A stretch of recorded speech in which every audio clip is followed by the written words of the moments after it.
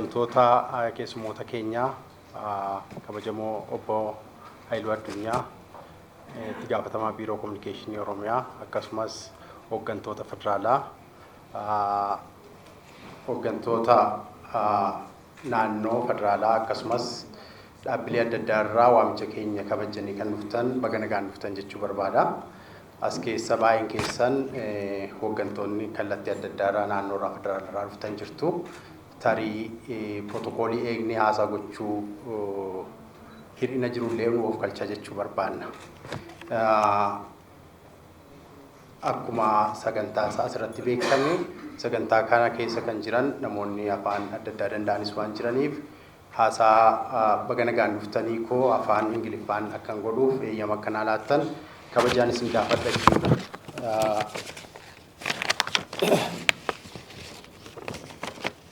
Your Excellencies, distinguished guests, ladies and gentlemen, welcome to the inauguration of our eagerly awaited documentary to which we gave priority in view of restoring peace in our region. I'm honored and privileged for welcoming you all here. It is an honor. Your honoring our invitation is an indication of our common concern for the restoration of peace in our country. We could like to extend our gratitude. Before introducing today's event, please allow me to say a word about CDCB, Center for Development and Capacity Building, is a civic society organization established a decade ago, particularly focusing on Oromia regional state, but currently re-registered to operate at the federal level. As with the name Center for Development and Democratization. Our name indicates that we give emphasis to development, capacity building, with a significant contribution to improving lives of citizens. Our intervention areas ranged from health matters, reproductive health, HIV/AIDS, urban agriculture, environmental conservation, youth, women, and empowerment, as well as organizing various dialogues for political parties and intellectuals and civic society organizations. Under these and other engagements, we provided capacity building trainings to government institutions, private sectors, civic society organizations, media professionals. Since 2020, following the new civic society law, CDCB extensively engaged in organizing dialogues on major issues like peace, human rights, rule of law, good governance, peace building, and professionalism in reporting to prevent violence. Distinguished guests, ladies and gentlemen, having cited a brief about CDCB, today we are here to inaugurate a film, Peace is Life. The issue that brought us together is the documentary we are about to watch and eventually launch to reach the wider audience locally and globally. The documentary film implies the serious challenges of conflict in which our community is entangled, focusing on social life, livelihood, and education issues. In covering these issues, we had identified victims of violence who would be representatives to conflict-affected areas. The victims were thus selected from zones of Oromia region, specifically East Wallagga, West Shore, and the North Shore. This film is a project intended to raise public awareness to the negative impact of conflict among public, showcasing conflict in different parts of Oromia. Hence, we believe that it will build momentum for dialogue-driven solution for conflicts in Ethiopia as well as in Oromia. Distinguished guests, ladies and gentlemen, it was a challenging undertaking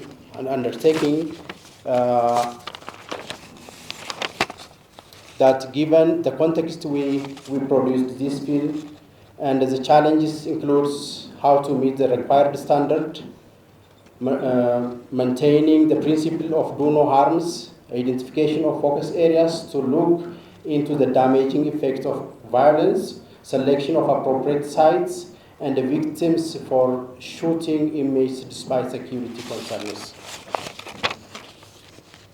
In organizing documentary, we have tried our work has been expository one rather than investigative. So we did our level best to maintain our impartiality as well as to make this move, this project is going to create peace other than creating any harm in our action. In doing so, before conducting, we just portrayed the image of the situation on the ground, damage done to the people, and the humanitarian support needed, and the seeking ways and means of restoring peace. And we believe that we done this effectively, which you would judge upon watching the story. Before concluding the statement, may I use the opportunity to express my sincere thanks to all involved in the preparation of this document. Government officials who collaborated with us in different ways deserve gratitude. We thank USAID OTI Ethiopian Support Program, not only for the budget support, but also for their unreserved follow-up and constructive comments in the production of this film. The camera crew from Qophii TV, other professionals of film industry, and my own staff who have been a backbone for this preparation of the documentary will deserve high thanks. And thank you very much. Thank you so much. Kabajamoo Amanuel Aduno, Hoggana Hogan Director CDCBfi Center for Development and Capacity Building. Hooggantoota mootummaa pirootokooliin akkuma eegametti ta'ee jaarsolii biyyaa, abbootii amantaa, akkasumas bakka buutoonni uummataa asitti argamtan hundi keessanuu bana garaan dhuftan jechuun barbaada. Oromoon yoo nagaa gaafatu xiqqaa guddaan sa'a namni alaamanni nagaa jedhee gaafata. Nagaan hunda kan hammatu ta'uusaa namatti agarsiisa jechaadha. Nageenyi nama dhuunfaarraa eegala. Keessa keenyatti nagaa yoo taane, hawaasa keessatti nageenya yoo lallabne, nageenya akka duudhaa guddaatti yoo fudhanne, misoomni jedhamus badhaadhinni jedhamus galma gahaa jechaadha. Kanaaf akka aadaa Oromootti nageenyi badhaadhaa jedhee gaafata. Kun jechaan Oromoon nageenyaaf bakka guddaa akka qabu kan agarsiisudha. Kanaaf nageenya amansiisaa buusuudhaaf qaamni hunduu itti gaafatama guddaa qaba jechaadha. Naannoo keenya keessatti jijjiiramaan asitti naannoon keenya dhabiinsa nageenyaa keessa jirti. Kanaaf immoo qaamoleen hunduu itti gaafatama qaba jechaadha. Kufaatiin nageenyaa naannoo keenya keessatti qaama tokkoon kan dhufe otoo hin ta'in qaamni hunduu sana keessatti gahee guddaa qaba jechaadha. Nageenya sana deebisanii dhaabuudhaaf akkasumas qaamni hundi nageenya bakkatti deebisuudhaaf tumsuu danda'uu qaba jechaadha. Godinaalee Oromiyaa keessatti manneen barnootaa baay'eetu cufame, kiliinikoonni baay'eetu barbadaa'e, bu'uuraaleen misoomaa akkasumas baay'ee barbadaa'e. Fiilmii har'a eebbisamu keessattis kana kan laalamu jechaadha. Kana gochuudhaan guddina ariifataa biyya keenyaaf fiduu dandeenyu keessatti gara duubaatti akka deebine kan namatti agarsiisu jechuudha. Hunduu kana keessaa baratee misoomni akka dhufu, barattoonni gara barnootaatti akka deebi'an, biyyi keenya akka guddatu taasisuudhaaf gahee qaba jechuudha. Abbootiin gadaa sirni duudhaa Oromoo bakkatti akka deebi'u Oromoon sirna guddaa qabu sana bakkatti akka deeffatu wal dhageettiin akka jiru xiqqaa guddaan akka wal dhagahu gochuu keessatti gahee olaanaa qabu waan ta'eef gahee kana sirnaan taphachuun barbaachisaadha jechaadha. Abbootiin amantaas akkasuma uummata miliyoona hedduun lakkaa'amu of jalatti hiriirsanii qabu. Dhimmi nageenyaa, dhimmi aadaa, dhimmi abboomamu, dhimmi seeraaf bitamu, dhimmi olaantummaa seeraa akka kabajamu taasisu, duudhaan kun dhaloota keessatti akka dagaagu taasisu gahee olaanaa qabu waan ta'eef abbootiin amantaas nageenya akka lallabamu, nageenya akka dhufu taasisuudhaaf gahee olaanaa qabu jechaadha. Dhaabbileen miti mootummaas loogii tokko malee qaamoleen jeequmsa keessa jiran gara nagaatti akka deebi'an, duudhaan kun akka babal'atu, ilaaf ilaameen akka dagaagu, mariin hunda hammachiise kan koo malee kan jedhu irraa hafee hunduu gara giddu galeessaatti dhufee nagaan akka bu'u taasisuu keessattis gahee olaanaa qabu waan ta'eef gahee kana cimsanii taphachuun dhimma murteessaadha waan ta'eef haala kanaan hojjechuun nu feesisaa. Mootummaanis badiiwwan darban irraa barnoota fudhatee nagaan akka deebi'u, wal dhabdeen jiru karaa nagaadhaan akka furamu gochuudhaaf kutannoos qabaa, ejjennoos qaba waan ta'eef mootummaanis gahee mootummaa isaa akka ba'u dirqama isaa bahaa jira. Kana caalas akka ba'us immoo dhiibbaan hunduu barbaachisaadha waan ta'eef haalli kun cimeen kan itti fufu ta'u. Kaan hayyoota. Hayyoon kallattii agarsiisuudhaan, imaammataaf kallattii ta'u bocuudhaan, dhimmi nageenyaa, dhimmi marii akka gabbatu, aadaansaa akka dagaagu taasisuu keessattis gahee olaanaa qabu waan ta'eef isaanis cimsanii yoo hojjetan biyya keenya gara nagaatti deebisuun, biyya keenya tasgabbii qabdu uumuudhaaf, wal hubannaa jiru cimsuudhaaf gahee olaanaa qabu waan ta'eef isaanis gahee isaanirraa eegamu akka taphatan waamicha dabarsuu barbaada. Jeequmsa keessattis qaamni hunduu akkuma gahee qabu nageenya buusuu keessattis gahee qabna waan ta'eef gahee keenya qixa sirriin haa taphannu jechaa haasaa akkasumarratti goolabaa ulfaadhaa galatoomaa. Kambutan. Good morning. Since I'm just coming back or returning to Ethiopia, I think maybe I'll introduce myself again. My name is Scott Hocklander. I'm the new mission director for USAID Ethiopia. I think many who know me, this is not my first time. This is actually my fourth time serving in Ethiopia. It's a tremendous honor to come back, particularly in this capacity, and it's a little nostalgic. In fact, coming back to the Hilton, the place I spent many events, a lot of time focusing on a lot of the important issues in the country. I think that for my first I think this is my first official engagement, to be here today and to talk about peace, I think is very appropriate. The return, however, is sobering, to return to an Ethiopia when the country is facing so many challenges, preventing it from seizing its full potential. I'm very appreciative to have the opportunity to be part of this documentary premiere. I'd like to give special thanks to the Center of Development and Capacity Building led by Mr. Emmanuel Adeno. Peace is Life, Nagaan, close, I hope, is an important film that depicts the impact of conflict on civilians in Oromia.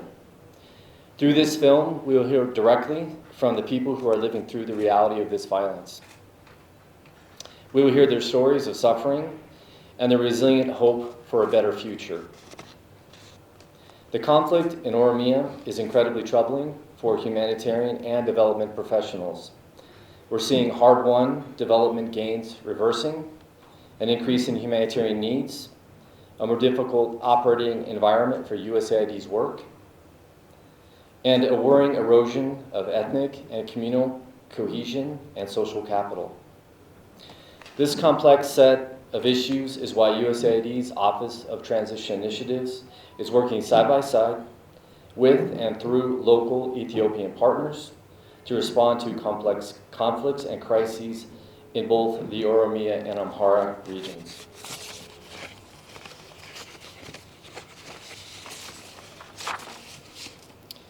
In Oromia, we're working to mitigate escalating conflicts, improve intra and intergroup relations, and convene key actors, such as many of you gathered here today, to dialogue on peace and stability issues in their communities.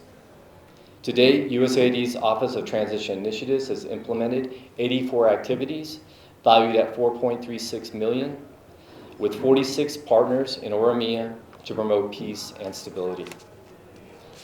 One of USAID's key partners in this effort is the Center for Development and Capacity Building. Mr. Emmanuel and his colleagues envisioned this film as an effective vehicle for raising awareness of the ongoing violent conflict in Oromia, and for creating a sense of urgency to pursue peaceful and dialogue-driven solutions in Oromia. USAID applauds this aim of this initiative. I think that we can all agree that continued conflict benefits no one.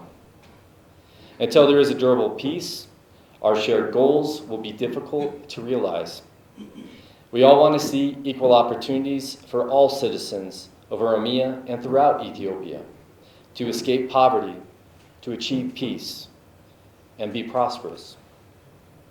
Civil society, government officials, all of our distinguished guests here, all have a critical role to play in amplifying the effects of conflict and giving a voice to the victims of violence. Every victim had a family, had friends, had a future. The best way to honor their memory and to prevent more victims is to tell their story loudly. I look forward to viewing this film. I look forward as well to meeting many of you as I return back during the tea break. Myself and my team remain available now and in the future to meet and discuss with you about your creative ideas for how to swiftly and effectively pursue peace via peaceful means. Ayloo addunyaan jedhama hoogganaa biiroo kominikeeshinii Oromiyaati. Nagaan jireenya kan jedhu bahanii galuudhaa fi horanii buluudhaa fi nagaan dhimma murteessaadha. Dhimma kanarratti nagaa buusuu keessatti qaamoleen hunduu itti gaafatama mataa isaanii qabu. Nagaan qaama tokkoon boora'us nagaan qaama tokko qofaan bakka itti deebi'us hin jiru. Kanaaf qaamni hunduu gumaacha mataa isaa gumaachuu danda'u qaba. Dhaabbileen amantaa itti gaafatama isaan irra jiru karaa qixa sirriin bahuu qabu. Abbootiin gadaa akkasuma dhaabbileen miti mootummaas akkasuma karaa qixa sirrii ta'een gahee isaanii bahuu qabu. Miidiyaaleenis akkasuma itti gaafatamummaa olaanaa qabu. Waliigala tokkoon namaa keessa isaatti nagaa ta'ee nagaa yaadee nagaadhaaf yoo hojjete sun immoo ida'ama hawaasa waliigalaati waan ta'eef nagaan buusuun bakka itti deebisuun qaama hundarraa eegamaa kan jedhu giddu galeessa godhatee dookumenterii nagaan jireenya kan jedhu qophaa'ee jira. Kana keessatti akkuma beekamu naannoo Oromiyaa keessatti wallabdee uumameen nagaan boora'ee jira. Kanaan immoo uummanni bal'aan miidhamee jira jechaadha. Qe'eerraa buqqa'eera, barataan barnoota adda kutuudhaaf dirqameera. Bu'uuraaleen misoomaa barbaadanii jiru. Jiruuf jireenyi uummataa rakkoo keessa galee jira jechaadha. Kanaaf rakkoo kana uumuu keessatti qaamni hunduu karaa tokkoon dhaabatee ilaaluudhaanis gumaacha taasisee jira. Qaamni kaan immoo keessatti hirmaachuudhaanis nagaan akka boora'u taasisee jira. Amma badii darbeerraa barannee gara fuulduraatti jiruuf jireenya uummata keenyaa fooyyessinee deemuudhaaf mari'achuun barbaachisaadha. Nagaan kun maaliif dhabame? Waldhabdee karaa nagaa akkamitti furuu dadhabne?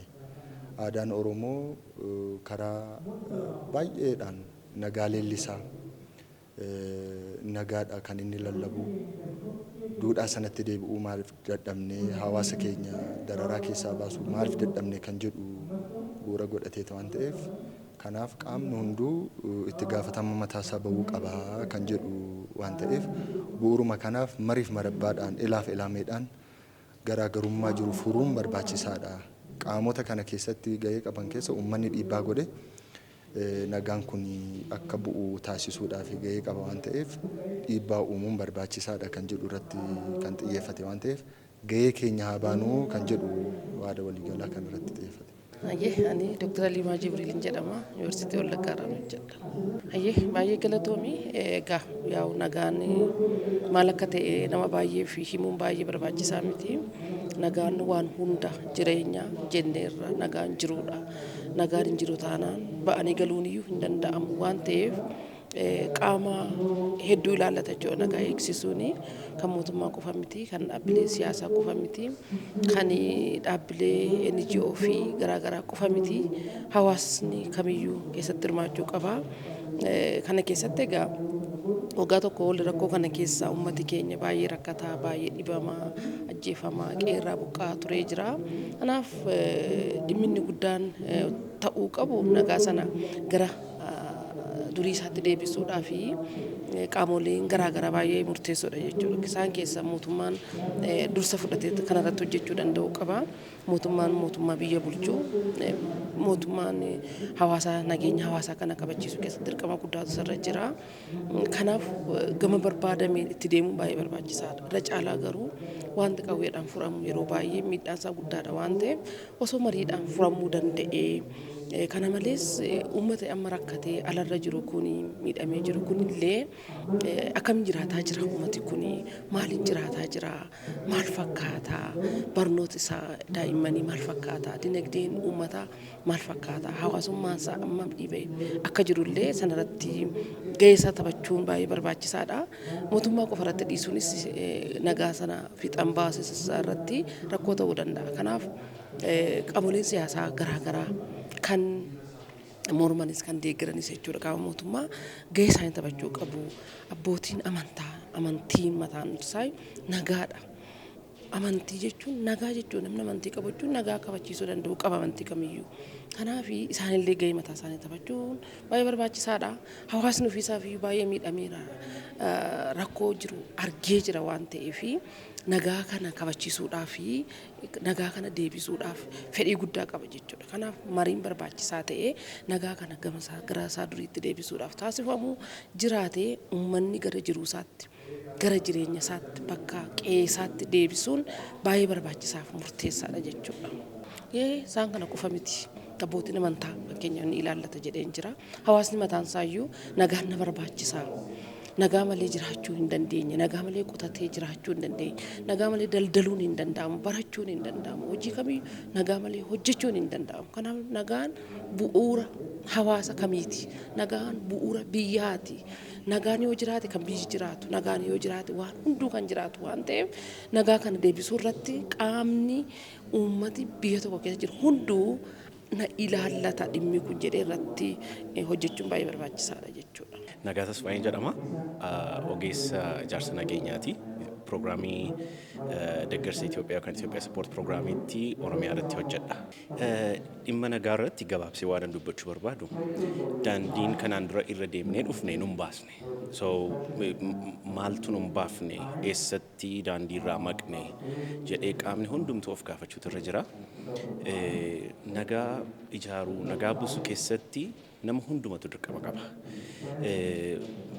Nama hundumatu dirqama qaba gaafa jennu sababii dhabamuu nagaatii fi nama hundumatu miidhamaadha. Miidhamni nuyi kallattii dinagdeen kallattii hawaasummaan amma argaa jiru sababii nagaan dhibeef. Yeroo baay'ee kun nagaa wajjin waliin qabatu kun hir'ina nageenyaa wajjin waliin qabatu jennee of amansiisuu yaalla garuu sababii hir'ina nageenyaatiif rakkoon arginu hedduudha. Fakkeenyaaf peace dividend waan jedhamu tokko jira. Yoo nagaan jiraate bu'aa maaliitu argama waan jedhu. Yoo nagaan jiraate bu'aa hedduu argachuu dandeenya. Fakkeenyaaf baasii dhumti waraanaaf ba'u, dadhabbiin calloon waraanaaf ba'u otuu waraanni dhaabate misoomaaf ta'a, barnootaaf ta'a, fayyaaf ta'a. Kanaaf rakkoowwan amma biyya keenya keessatti argaa jirru hedduusaa hir'ina nageenyaa wajjin wal qabatamoo waliin qabatu jennee adda baafannee hedduun isaa hir'ina nageenyaa wajjin akka wal qabatu erga hubannee booda shoora keenya ba'uu danda'u nurra jira.